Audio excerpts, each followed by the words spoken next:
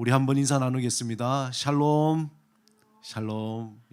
오늘 여기 명동에는 아주 필수 인원만, 아주 적은 인원만 남겨져 있습니다. 함께 하고 있고요. 우리 온라인으로 우리 모든 성도 여러분들 다시 이렇게 만나게 돼서 너무나 반갑고, 또 하나님께서 여러분의 가정 가운데 또 자녀 가운데 하는 모든 일 가운데 함께 하시기를 축원합니다. 우리 샬롬의 언어 함께 연습하도록 하겠습니다. 가슴에 손을 얹고 세 번씩 시작. 나는 하나님의 사랑받는 자다. 나는 하나님의 사랑받는 자다. 나는 하나님의 사랑받는 자다. 그래, 그럴 수도 있지. 그래, 그럴 수도 있지. 그래, 그럴 수도 있지. 이제 현재를 살자. 이제 현재를 살자. 이제 현재를 살자. 어떤 분이 지난주에 목사님 하수구가 막혔다는데 어떻게 됐을까요? 궁금해 하시는 분들이 계실까봐 제가 말씀드리겠습니다. 그날 하수구는 정말 하나님의 은혜 가운데에 뚫렸습니다. 제가 예배 마치고 또 여러 가지 가서 고민을 많이 했어요.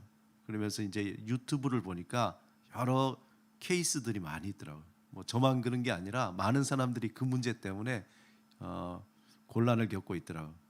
그래서 그 가운데에 쭉 보다가 굉장히 이분은 전문가인 것 같은 그런 사람이 얘기한 게 마음에 딱 와닿더라고요. 그분이 얘기가 복잡한 게 아니라 대부분의 그 하수구의 원인은 기름때라는 겁니다. 그래서 그냥 이렇게 사람 불러서 하면 돈이 많이 드니까 만약에 물이 조금이라도 흐른다면은 그러면 뜨거운 물을 계속 부으라는 거예요. 그러면 그 기름때가 이렇게 녹아지고 나중에 이렇게 뚫린다는 거예요.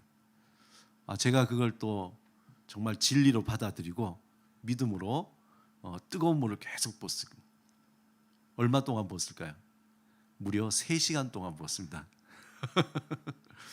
처음에 뭐 1시간째는 뭐 변화도 없더라고요. 두 번째, 그리고 거의 3시간 됐을 쯤에 제가 사람 불러야 되겠다라는 생각을 이렇게 하다가 갑자기 이렇게 뭐가 꾸룩 거리더니 한 번 더 이렇게 부으니까 뭐가 쏙 빠져나가는 것처럼. 아무튼 은혜 가운데에 이 일이 해결되고 나서 또 생각해 보니까 저에게 굉장히 영적인 깨달음이 있더라고요. 우리의 삶에 어떤 막힌 부분이 있다. 삶에 여러 가지 문제가 있고 우리를 가로막는 것이 있을 때에 그때 하나님의 말씀을 붙들고 그 뜨거움을 가지고 계속 밀어붙이면은 언젠가는요 뚫린다는 거죠. 저는 그래서 그 일을 생각할 때마다 너무 기쁘고 뚫렸다는 것보다 굉장히 영적인 깨달음을 얻어서 정말 기쁘고 또 실제적으로 그렇게 시원하게 뚫리니까 얼마나 마음이 좋던지 저는 그 싱크대만 보면은 괜히 웃음이 나옵니다. 예. 우리가 비대면 정말 지난 한 주에 너무나 아쉬움이 많았습니다. IM 선교회뿐만 아니라 광주의 안디옥 교회 등등 뉴스에 여러 가지 교회에 대한 뉴스가 나오고 그것 때문에 확진자가 더 늘어나게 되고 그러니까 부끄럽기도 하고 아쉽기도 하고 안타깝기도 하고 그런 마음이 있습니다.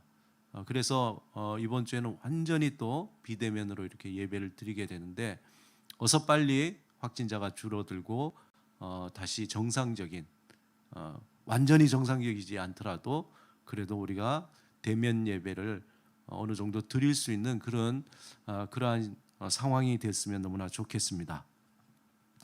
자, 오늘은 제가 먼저 그림 한 점을 여러분에게 소개해 드립니다. 예전에 오래전에 한번 보여드린 그림일 때 기억나신지 모르겠는데 이 그림은 19세기 말 영국의 뉴린 화파라고 있습니다.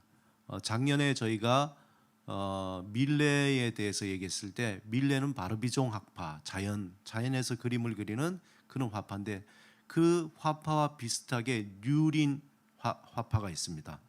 그 유린 화파를 세운 사람이 월터 랭글이라는 사람인데 그 랭글의 작품입니다. 제목은 슬픔은 끝이 없고라는 작품이에요. 여러분 한번 그림을 잠깐 보시겠습니다. 슬픔은 끝이 없고, 네.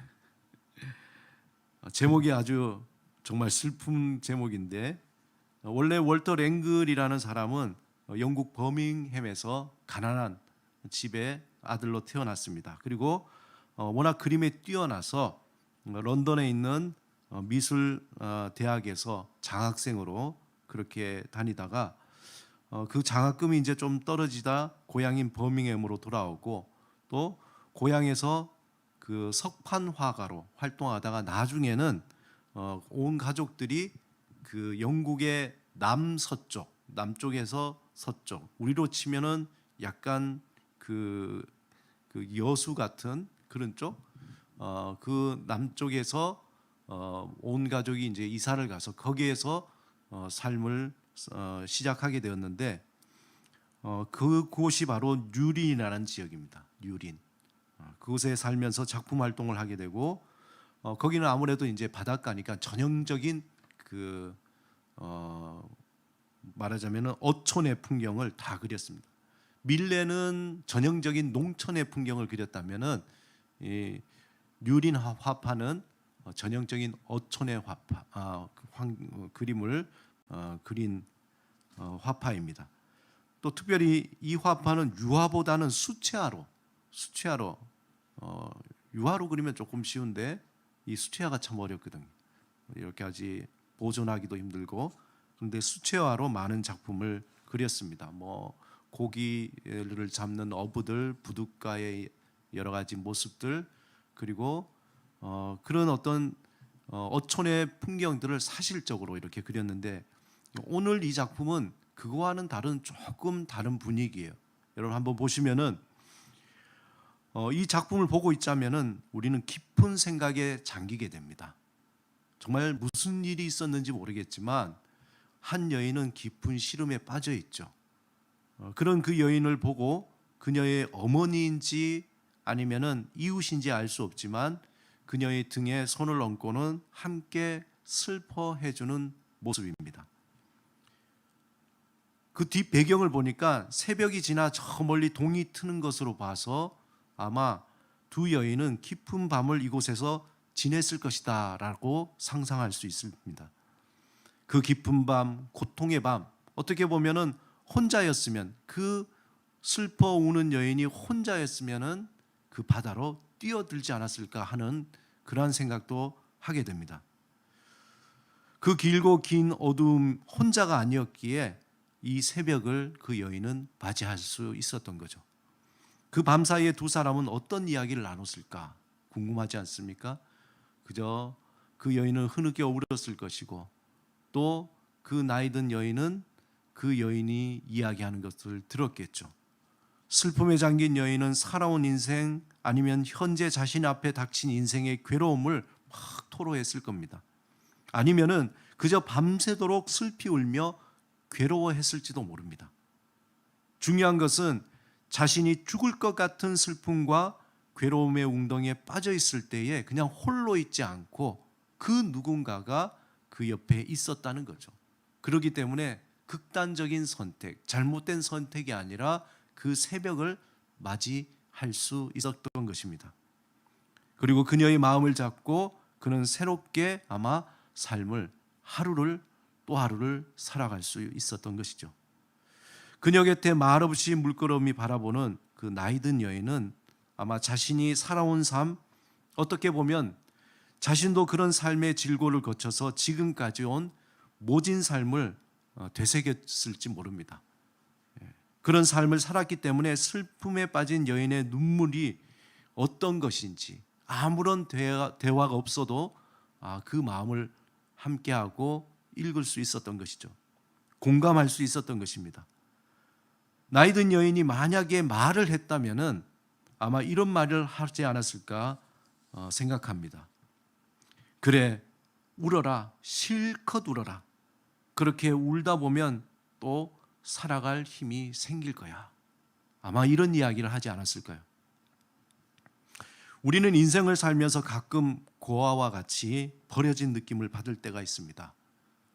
혼자 살아가야만 하는 거친 삶 속에서 누구 하나 나를 위로하거나 보호해 주는 것 없이 정말 나 혼자 살아가야만 하는 그런 어떤 삶의 느낌, 외롭고 서글프고 절망적인 그런 순간이 있을 때가 있습니다.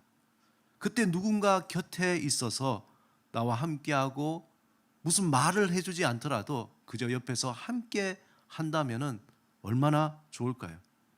나의 아픔과 나의 고통과 나의 속 울음을 들어줄 수 있는 사람이 있다면 얼마나 좋을까요?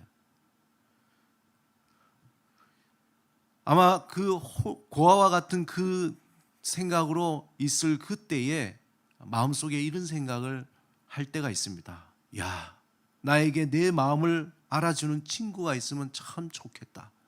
내 이 속마음을 알아주는 친구가 있으면 참 좋겠다. 우리가 인생을 살아가면서 그러한 때를 경험할 때가 있습니다. 이런 친구라는 말을 생각할 때에 함석헌 선생님이 지은 시를 우리가 잘 알고 있습니다. 그 시 중에 그 사람을 가졌는가라는 첫 구절을 떠올리게 되는데 그 첫 구절에 보면 이렇게 되어 있죠. 말리길 나서는 날 처자를 내 맡기며 맘 놓고 갈 만한 사람, 그 사람을 그대는 가졌는가? 정말 나에겐 이런 친구 한 명이 있을까? 그런 생각을 해봅니다. 혹시 여러분에게 이 식구처럼 정말 모든 것을 맡기고도 떠날 수 있는 그런 친구가 한 명 있을까요?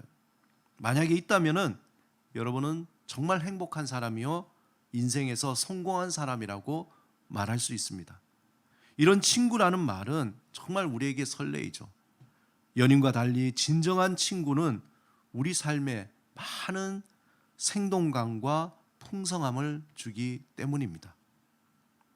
오늘 본문에서 요한복음 15장 13절 14절 예수님은 우리에게 놀라운 선언을 합니다. 사람이 친구를 위하여 자기 목숨을 버리면 이보다 더 큰 사랑이 없나니 너희는 내가 명하는 대로 행하면 곧 나의 친구라. 예수님이 우리를 향해서 곧 나의 친구라는 겁니다. 예수님은 제자들과 관계를 주인이나 종이나 스승이나 제자처럼 어떤 상하 관계가 아니라 오늘 본문에서 독특하게 친구라는 그 관계를 설정하셨습니다. 선언하셨습니다.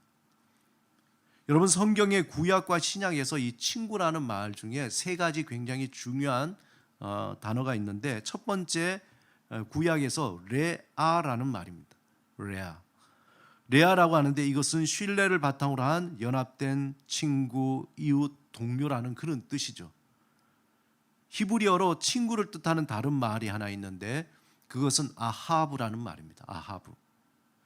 이 말은 성경에서 굉장히 많이 나오는데 200번 이상 나와요.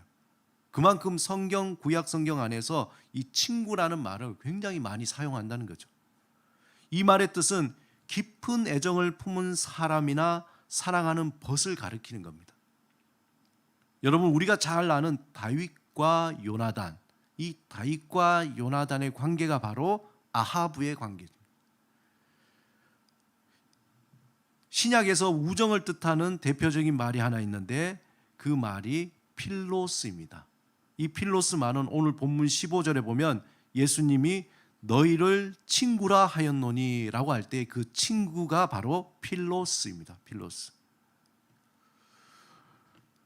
거룩한 사귐의 눈뜨다라는 책의 저자인 데이비드 베너가 이 성경에서 이 친구 간의 그 우정에 대해서 어떤 얘기를 했냐면은 이 우정이라는 것은 성경에서 나오는 이 우정, 필로스, 아하브, 레아 이런 우정에 이른 것은 단순히 어떤 값싼 관계로 단지 알고 지내는 어떤 사람이 아니라 그것을 훨씬 뛰어넘어서 하나님이 주신 특별한 선물이라는 거예요.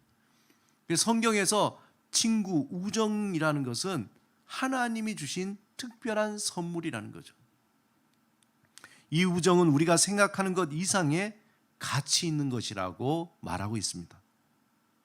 아까 말씀드린 다윗과 요나단의 그 어떤 우정을 표현한 것이 사무엘상 18장 1절인데 거기에 보면은 이렇게 표현합니다. 다윗이 사울에게 말하기를 마침에 요나단의 마음이 다윗의 마음과 하나가 되어 요나단이 그를 자기 생명같이 사랑하니라. 다윗과 요나단이 마음이 하나가 된 거예요. 그리고 그 요나단이 그 다윗을 생각할 때에 자기의 생명과 같이 그렇게 생각하는 거죠. 그 정도로 이 성경에서 이 아하브라는 이 우정이라는 것은 우리가 생각하는 것보다 훨씬 성숙하고 뛰어난 아주 고귀한 그러한 것을 의미합니다. 흥미롭게 역대하 20장 7절에도 아브라함을 하나님의 벗이라고 표현하고 있습니다. 역대하 20장 7절에 우리 하나님이시여 전에 이 땅 주민을 주의 백성 이스라엘 앞에서 쫓아내시고 그 땅을 주께서 사랑하시는 아브라함의 자손에게 영원히 주지 아니하셨나이까 라고 얘기할 때에 그 여기에서 주께서 사랑하시는 아브라함의 자손이라는 말을 그 원문 특별히 표준 세번역에 잘 번역했는데 그 세번역에서 보면은 이렇게 되어 있습니다. 그 땅을 주님의 벗 아브라함의 자손에게 길이 주신 분이 아니십니까? 이때에 원문에 보면은 아하브라는 말이 쓰인 거죠. 친구. 다시 말해서 하나님의 친구인 아브라함이라는 것입니다. 예수님은 제자들에게 친구를 위하여 자기 목숨을 버리면 이보다 더 큰 사랑이 없다라고 표현했습니다. 예수님은 그 제자들을 친구로서 생명같이 사랑하셨다는 거죠. 자기의 생명처럼 제자들을 사랑했다는 겁니다. 예수님은 제자들을 하나님의 특별한 선물인 우정으로 초대한 것입니다. 예수님은 하나님의 사랑 안에 거하는 모든 사람을, 다시 말해서 예수 그리스도를 믿는 모든 사람을 어떤 상하 관계가 아니라 친구로 초대하는 겁니다. 저는 개인적으로 모세를 생각하면 늘 부러운 구절이 있는데 출애굽기 33장 11절에 보면은 모세와 하나님의 그 관계를 표현한 구절이 있습니다. 거기에 보면은 사람이 자기의 친구와 이야기한 같이 여호와께서는 모세와 대면하여 말씀하시며 이렇게 되어 있습니다. 얼마나 부러운지 모릅니다. 사람이 자기의 친구와 이야기한 같이 여호와와 대면할 때에 친구처럼 그렇게 대화했다는 겁니다. 사랑하는 여러분, 하나님은 우리와 친구가 되길 원하신다는 거예요. 마치 모세와 같이 아브라함과 같이 예수님께서 제자들에게 말씀하신 것처럼 우리를 그냥 어떤 전능자, 그의 백성, 그 이상의 친구처럼 그렇게 우리와 사귐을 갖기를 원하신다는 겁니다. 하나님이 우리를 향해 원하시는 게 무엇이 있겠습니까? 하나님이 뭘 부족한 게 있겠어요? 하나님이 우리를 향해서 원하시는 것은 바로 사귐, 교제입니다. 하나님은 그 교제를 친구로서 사귀기를 원하신다는 거죠. 오늘 본문 15절 후반절에 보면은 너희를 친구라 하였노니 내가 내 아버지께 들은 것을 다 너희에게 알게 하였음이라. 이 구절은 정말 아주 굉장히 좀 놀라운 구절이에요. 너희를 친구라 했다. 내가 너를 친구라 했으니까 내가 아버지께 그 들은 것을 너희에게 다 알게 할게. 이 말은 여러분 친구 사이에 그런 얘기 하잖아요. 야, 이건 있잖아. 다른 사람은 몰라. 내가 너한테만 얘기해 주는 거야. 너에게만 얘기해 주는 거니까 절대 다른 사람에게 얘기하지 마. 라고 하는 것처럼 예수님이 제자들에게 내가 하나님께 들은 비밀스러운 것이 있는데 그것을 너에게만 얘기해 주는 거야. 라는 것이죠. 다른 사람이 모르는 자신만이 알게 되는 소중한 것을 사귐을 통하여서 친구에게 전하듯이 그 비밀을 우리에게 전해 주시겠다는 것입니다. 많은 사람들이 선교가 무엇입니까? 라고 물을 때에 이 선교에 대해서는 참 다양하게 이야기할 수 있습니다. 그런데 오늘 요한복음 15장 오늘 본문 말씀을 기반으로 선교가 무엇인가라고 얘기한다면은 그 선교는 예수님이 우리를 친구로 부르신 것처럼 우리도 예수님처럼 다른 이와 진정한 친구가 되는 것. 저는 이것을 선교라고 이야기하고 싶습니다.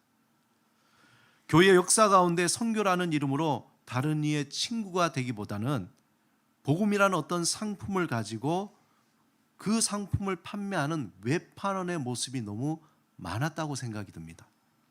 그런데 초대교회부터 수많은 신앙의 선배들이 이웃의 어떤 진정한 친구가 되어서 자신이 가지고 있는 것, 자신의 소중한 것들을 베풀고 나누어주는 아주 아름다운 전통이 있었습니다.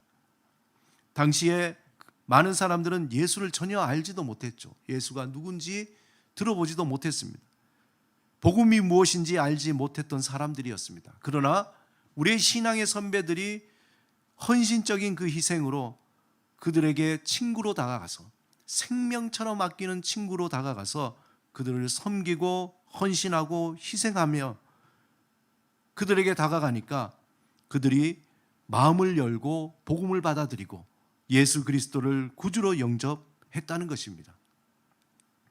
우리의 신앙의 선배들이 병든 자, 배고픈 자, 연약한 자, 고통에 있는 자들을 진정한 친구로 여기고 그 우정으로 하나님의 그 사랑을 전했을 때에 그때의 놀라운 변화들이 많이 일어났습니다. 지금도 많은 그리스도인이 정말 친구로서 많은 사람들에게 예수의 깊은 그 사랑을 알고 그 안에서 하나님의 비밀을 알아 다른 사람의 또 친구가 되어 사랑하며 헌신하며 삶으로 그 복음을 전하고 있는 사람들이 너무나 많이 있습니다. 하지만 교회 역사 속에는 일그러진 선교의 모습들도 많이 있었습니다. 특별히 최근에 우리는 한국 교회 안에 있는 이러한 일그러진 선교의 모습으로 정말 한숨이 나옵니다. 정말 할 말이 없습니다. 너무나 괴롭습니다. 그런 일그러진 선교의 모습을 보면서 아마 많은 사람들이 이게 아닌데 라고 생각하며 안타까워했을 것입니다. 코로나19가 시작되면서 이상하게 한국교회가 정말 우리 이웃의 진정한 친구인가라고 고개를 갸우뚱할 수밖에 없는 일들이 너무나 많이 있었습니다. 그리고 우리 얼굴을 붉히게 만드는 사건들이 너무도 많이 있어서 우리의 할 말을 잃게 만드는 일이 있었습니다. 사랑하는 여러분, 예수님은 우리에게 너는 내 친구다라고 일방적으로 선언을 하셨어요. 우리가 자격도 없고 그럴 만한 어떤 무엇이 없지만 예수님은 우리에게 나는 너를 친구로 받아들인다. 너는 나의 친구다. 그렇게 선언하신 것입니다. 이것은 마치 내가 너를 구원하겠다라고 하신 하나님의 전적인 은혜요, 전적인 구원의 선포와도 같은 것입니다. 뿐만 아니라 우리 삶에서 어떠한 대가나 요구도 없이 영원한 친구로서 우리와 함께 걷고 우리와 함께 웃고 우리와 함께 울고 그러한 삶의 동반자로 살아가겠다고 예수님은 그렇게 선포하신 겁니다. 그럼 이제 우리 차례가 되었습니다. 예수님께서 너는 내 친구다 라고 말씀하셨다면 이제 우리는 뭐라고 대답해야 할까요? 예수님을 향해서 무엇이라고 말해야 될까요? 아마 이렇게 해야 되지 않겠습니까? 그래 친구야, 우리 함께 살아가자. 나를 친구 삼았으니까 그래 친구야, 내가 어떤 일이 있어도 나는 너와 함께 삶의 동반자로 살아갈게 라고 반응해야 하지 않겠습니까? 이 세상을 창조하신 창조자 되신 하나님은 우리와 친구 되시기 위해서 그 사랑으로, 그 겸손으로, 그 헌신으로 날마다 끊임없이 눈물을 흘리며 우리에게 함께 하십니다. 이제 우리가 살아가는 삶의 자리에서 다른 이의 친구가 되어주어 주님이 보여주신 그 사랑과 헌신을 삶으로 우리가 나타내야 합니다. 여러분, 우리에게 인생이라는 시간이 주어지지 않았습니까? 이 인생에서 예수 그리스도를 알지 못한다는 것은 최고의 불행이에요. 그리고 저주입니다. 반대로 우리가 예수 그리스도를 안다는 것은 우리에게 말로 다할 수 없는 은혜이며 구원입니다. 우리가 인생에서 예수를 안다는 것은 우리의 인생에서 궁극적으로 이루어야 할 것을 다 이룬 거예요. 여러분, 이걸 아셔야 됩니다. 우리가 예수 그리스도를 믿는다, 예수 그리스도를 안다는 것은 이제 다 이룬 거예요. 왜냐하면은 세상에서 이보다 더 귀한 것이 없기 때문입니다. 이보다 더 귀한 것이 있다면 그것을 구해야 되겠죠. 예수 그리스도를 믿고 예수 그리스도를 알고 영원한 생명을 얻은 것은 이 세상의 그 어떤 것으로도 채울 수 없고, 그 어떤 것과 비교할 수 없고, 그 어떤 것으로도 우리가 구할 수 없기 때문에 끝난 거예요. 우리는 이미 다 가졌다는 겁니다.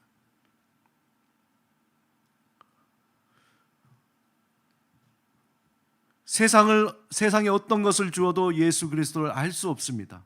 또 구원을 얻을 수 없습니다. 오직 하나님의 은혜, 하나님의 선택, 또 하나님께서 전적인 그 섭리로 이것이 가능하기 때문에 그렇습니다. 그러므로 우리가 예수를 알고 구원받은 자로, 또 하나님의 자녀로, 왕같은 제사장으로 예수 그리스도의 친구로 부름을 받았다는 것은 더 이상 좋은 것이 없다는 거예요. 우리의 삶이 높은 산이든지 거친 들이든지 궁궐이든지 초막이든지 상관이 없습니다.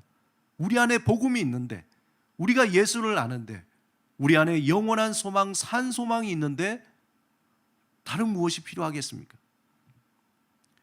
우리가 예수를 알고 난 뒤에 이제 남은 인생은 그러면 무엇이냐? 이미 다 얻었는데 우리는 또 무언가를 찾고자 자신의 시간을 들이고 물질을 들여서 그것을 위해서 허비하며 살아야 하는가? 그렇지 않습니다. 이제 우리에게 남은 것은 예수님의 말씀대로 하나님을 사랑하는 거예요. 하나님의 친구가 되어서 하나님을 끝까지 사랑하는 거예요. 마음을 다해서, 정성을 다해서 하나님을 사랑하는 겁니다. 그리고 내 이웃을 내 몸과 같이 사랑하는 겁니다. 하나님을 사랑하고 내 이웃을 내 몸과 같이 사랑하는 그 삶의 방향으로 살아가는 것이 이제 우리에게 남겨진 인생의 삶의 목적입니다. 이 삶은 우리에게 어떻게 보면 익숙하지가 않은 삶이죠. 우리가 그동안 살아왔던 삶과 전혀 다른 삶이기 때문에 우리에게 불편하기도 합니다. 쉽지도 않습니다. 어색하고 때로는 이걸 다 포기하고 싶을 때가 있습니다. 하지만 그 삶을 살아내도록 하나님은 우리를 날마다 이끌어 주신다는 겁니다. 다른 이를 위한 삶, 타자를 위한 삶, 이것이 곧 영생의 삶, 하나님과 함께하는 신적인 삶이라는 것입니다. 왜냐하면 삼일체 하나님이 그런 분이시기 때문입니다. 우리가 태초에 하나님의 형상으로 지음을 받았다는 것, 그것이 무슨 의미입니까? 그것은 우리 또한 삼위일체 하나님이 우리를 위해서 모든 것을 다 내어준 것처럼 우리 또한 다른 사람을 위해서, 타자를 위해서 우리의 삶을 살도록 지음받았다는 겁니다. 그렇게 살 때 놀라운 것은 그렇게 살 때 내가 누구인지 더 명확하게 알게 됩니다. 신비죠. 나를 위해서 내가 누구인지, 또 나만을 위해서 물질과 시간과 그 모든 것을 다 들여서 살아가려고 할 때는 도대체 내가 누군지 잘 모르겠지만 더욱더 내가 누군지 혼란스럽고 모르겠는데, 내가 하나님을 위해서 하나님을 사랑하고 다른 일을, 이웃을 위해서 살아가는 그런 삶을 살다 보니까 놀랍게도 내가 누구인지 더 분명하게 알게 된 겁니다. 요한복음 17장에 보면 예수님의 대제사장적 기도가 있습니다. 그 기도에서 예수님은 이제 십자가의 죽음을 앞두고 유언과 같은 그러한 기도이죠. 이 기도는 가장 극적이고 예수님이 자신의 모든 것을 쏟아내는 그러한 기도입니다. 특별히 17장 18절 19절에 보면은 하나님이 예수님을 이 세상에 파송한 선교적 대사명이 담겨져 있습니다. 또한 우리에게 주신 선교적 대사명이 담겨져 있는 구절입니다. 제가 한번 읽어보겠습니다. 아버지께서 나를 세상에 보내신 것 같이 나도 그들을 세상에 보내었고 또 그들을 위하여 내가 나를 거룩하게 하오니 이는 그들도 진리로 거룩함을 얻게 하려 함이니이다. 예수님은 우리를 위해서, 인간을 위해서 이 땅에 파송받은 하나님이십니다. 선교사라는 거예요. 하나님은 또한 우리를 예수 그리스도 안에서 부르시고 이제 다시 예수님처럼 우리를 세상에 파송하는, 우리를 선교사로 파송하신 겁니다. 그 세상에서 어떻게 살라고요? 예수님처럼 살으라는 겁니다. 예수님처럼 살라는 거죠. 우리를 홀로 보내지 아니하시고 우리를 도우시는 성령님과 함께 우리를 보내셨습니다. 우리에게 주어진 인생에서 우리의 친구 되신 예수님과 깊은 사귐으로 진정한 나를 찾는 그러한 삶, 곧 이웃을 내 몸과 같이 하나님을 내 마음과 뜻과 정성을 다해 사랑하는 그 삶을 살아가는 것입니다. 이 일은 결코 우리 힘으로 할 수 없습니다. 그러기에 우리 하나님이 보내주신 성령님을 의지해야 합니다. 이 사명은 하나님이 우리에게 주신 이 영원한 현재에서 하나님이 우리에게 베푸시는 그 용서를 경험하면서 살 때에 가능합니다. 그 용서를 경험할 때에 나와 함께한 사람들의 필요가 뭔지 아는 거예요. 나 같은 죄인을 살리신 주님, 정말 죽을 수밖에 없는 나를 살리신 주님, 나의 모든 죄를 용서하시고 나를 새롭게 변화시켜 주신 그 은혜, 그것을 우리가 경험할 때에 그때 비로소 그러면 내 주위에 있는 다른 사람의 필요와 그들의 삶이 눈에 보이기 시작합니다. 그 사람들의 필요가 무엇인지 알고 그것을 위해서 나의 시간과 열정과 물질을 내어주는 삶을 살게 됩니다. 여러분, 용서라는 말이 forgive잖아요. forgive. 진정으로 다른 사람을 향해서 forgive하는 용서의 삶, 다시 말해서 나의 것을 주는 삶이 되는 거예요. 베푸는 삶이 됩니다. 교회라는 것은 무엇입니까? 교회는 이러한 삶을 사는 사람들의 모임입니다. 예수 그리스도 안에서 용서를 경험하고 그 용서를 정말 삶으로 나타내는 그러한 삶을 살겠다는 사람들이 모인 곳이 교회입니다. 예수님처럼 다른 이들을 위해 진정한 친구가 되는 삶을 살기로 결단하고 살아가는 사람들입니다. 만약에 교회 안에 아직도 이 세상의 가치와 헛된 것, 또 이 세상의 것들을 위해서 따라 살아간다면 그건 교회가 아니죠. 이러한 삶을 살아갈 때 때때로 답답해 보이고 재미없어 보이고 불가능해 보이지만 실상 그 삶을 살아갈 때 그 안에 자유함이 있습니다. 그 안에 살아있는 소망이 있습니다. 기쁨이 있으며 평안이 있다는 겁니다. 왜냐하면 우리는 하나님 나라 안에 살고 있기 때문입니다. 교회는 세상을 향해 예수님처럼 진정한 우정을 나누는 삶을 살도록 파송받은 공동체라는 거예요. 만약 교회가 세상을 흉내내어서 자신의 이기적인 자아 실현을 위해서 애를 쓰고 세상의 것을 얻기 위해서 살아간다면 세상은 교회를 비난하고 절망하게 될 것입니다.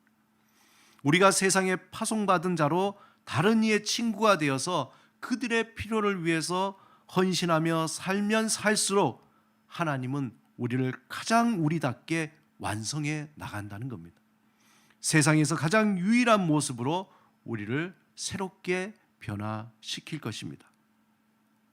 사랑하는 여러분, 나에게 내 마음을 알아주는 친구가 있으면 참 좋겠다라고 말하는 사람들에게 다가가서 이제 주님이 주신 그 사랑으로 친구가 되어주고, 나에게 이런 친구가 있어, 나에게는 정말 이런 친구가 있어 라고 그런 말을 들을 수 있는 진정한 친구가 되는 그러한 멋진 선교적인 삶을 살아가시기 바랍니다. 그 삶 안에서 하나님이 내려주신 평안과 기쁨과 놀라운 신비를 경험하는 그러한 우리 미화 십자가교회 성도 여러분, 모든 그러한 삶이 되시기를 주님의 이름으로 축원합니다. 이 시간에 우리 다 같이 한번 말씀을 생각하시면서 기도하시겠습니다. 오늘 요한복음 15장 11절 15절에 예수님께서 우리를 향해서 선포하신 너는 내 친구라고 말씀하신 것을 기억하며 주님의 친구로 삶의 동반자로 영원토록 살아가길 소망합니다. 우리 이 시간에 결단하고 헌신하는 그러한 마음으로 침묵으로 기도드리겠습니다.